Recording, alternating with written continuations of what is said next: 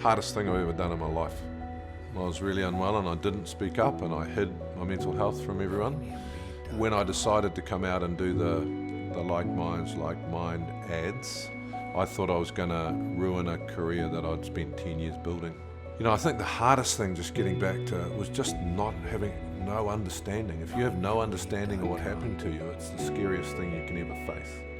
I thought that people would, possibly call me weak, call me names, all that sort of stuff.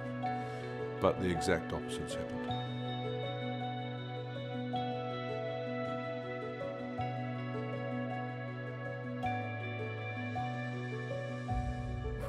Yeah, I'll always remember getting my first jersey, always remember putting it on.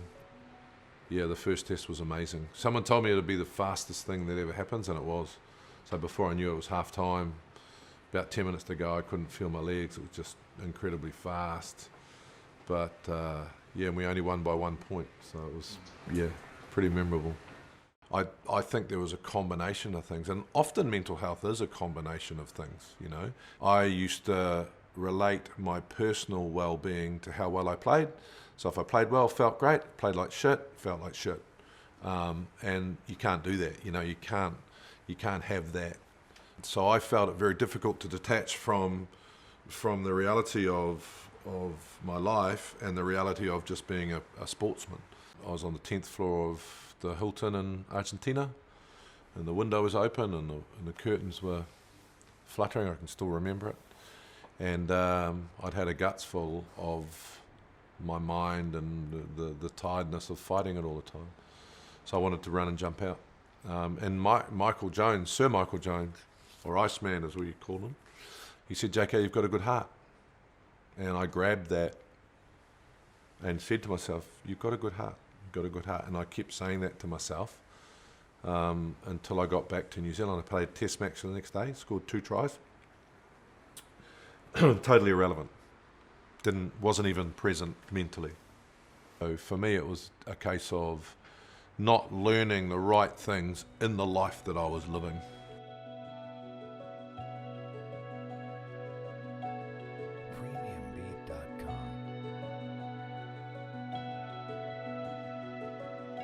I needed someone to tell me about what was going on. I finally walked into her and she said to me, "Rugby player?" I said, "Yeah."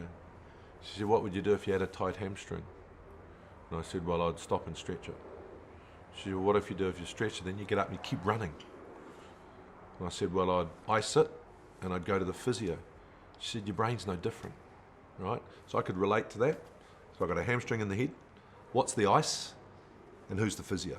So really, the first thing I did is I accepted my illness. I said, "Okay, this is what I've got." So I accepted the anxiety attacks. I said, "Come on then, I don't care. You haven't killed me yet, you're not going to." And then I just started to go on a mental health journey to get myself better. But what you've got to realise is mental health is different for everyone. So it's important that you figure out what's good for you. We can do personality tests, understand you. There's no failing. Always remember that you might be like me, you might not be like me. I have a daily mental health plan. You can call it what you like, but my daily mental health plan makes me thrive every single day. We talk about the sort of 6 pillars or my daily mental health plan, Yep. Chill, connect, move, Yep. do. I want to talk to you about those things in your life and how you can deal with all those things around you and still chill, which is something that's important to me on a daily basis. Do you know, I'm very aware of the things that I'm not great with in those 6 pillars. One of them is the move part of things. Do you know, I think we can have a tendency when we're really busy or when we have jobs that have a lot of responsibility attached to them that you can feel that somehow it's selfish to take time out. I remember when I first started in this role, people would ask me, "How much sleep do you get?" And I'd almost felt like I wasn't allowed to say enough because people have an expectation that you're working every hour that you have. And for the most part, many of us do. But actually, we we can't do our jobs well, and therefore we let others down if we don't give ourselves the space and time to look after ourselves. And it took me a long time to realize that there's no guilt in that self-care and in those pillars that actually helps you be better at what you do. And my chill, if I really need to get a break, I will watch bad television. Nice. That's my... Yeah, I do a bit of that, eh? Yeah, that's how I zone out. Yeah. Bad crime shows. And I do bad car shows. So there we go. Yeah, I call it mind numbing, but it's mind numbing. quite Yeah, good, it's just quieting. Don't have to think. Just got to quieten the mind just for a little bit. Yeah. So I was watching some interviews, and it was really interesting how you spoke about an imposter syndrome. Yes. Because I had one. I don't know if you remember, you're probably too young, but I scored a try against Italy in the World Cup in 1987. I grew up watching you. Okay, well, I won't put an age on it. No one needs to date stamp it. Exactly, please. So, look, what happened with me is everyone says that was a great try, but I came off, and I was wondering when the coach was going to drop me because I was just lucky, when he was going to find out I wasn't good enough. And you spoke about imposter syndrome in one of your interviews.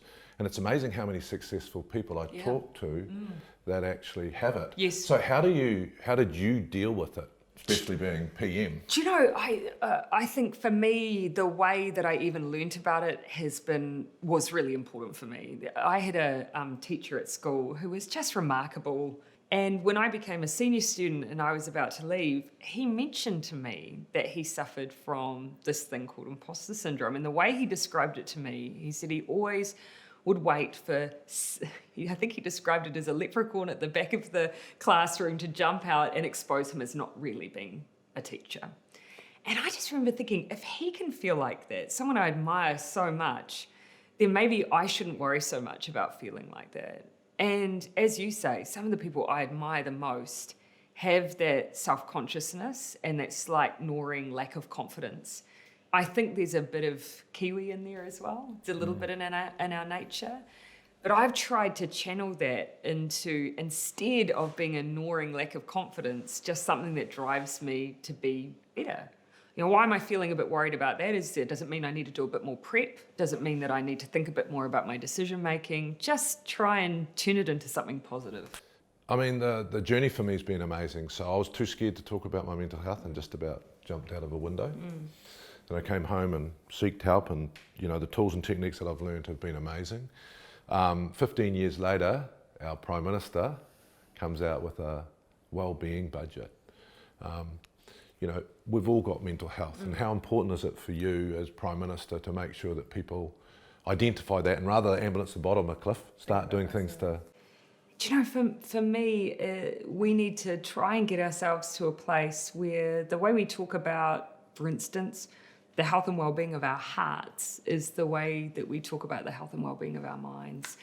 If someone's got, heart troubles, no one says to them, "Oh, you'll get over it." No one does that, and nor do they expect that actually we wouldn't do anything about that, or we wouldn't do things to prevent or anything getting worse. It's the same thing. We need to take that similar approach. For us, that big investment into mental health, a big chunk of it was about preventative care. Everything from supporting the ways that people can access support from home, online, to putting in place support that sits next to your GP. Because if you go to the doctor's office and actually you're there for some other reason and suddenly they just pick up that you're on the cusp of not doing so well, that we can put support around you. Those cognitive behavioural therapy tools right there in that place to help equip you in the same way we would if we needed to help with your cholesterol. That's the way I want us to view this issue. There's no stigma. It's all about looking after our full well-being.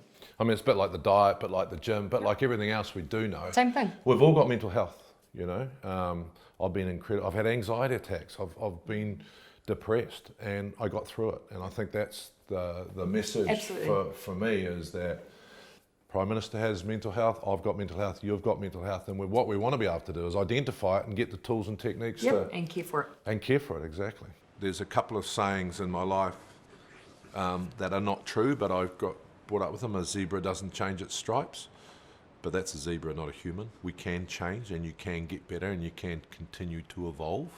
I think a daily mental health plan is really, really important, and I have one and I stick to it every day.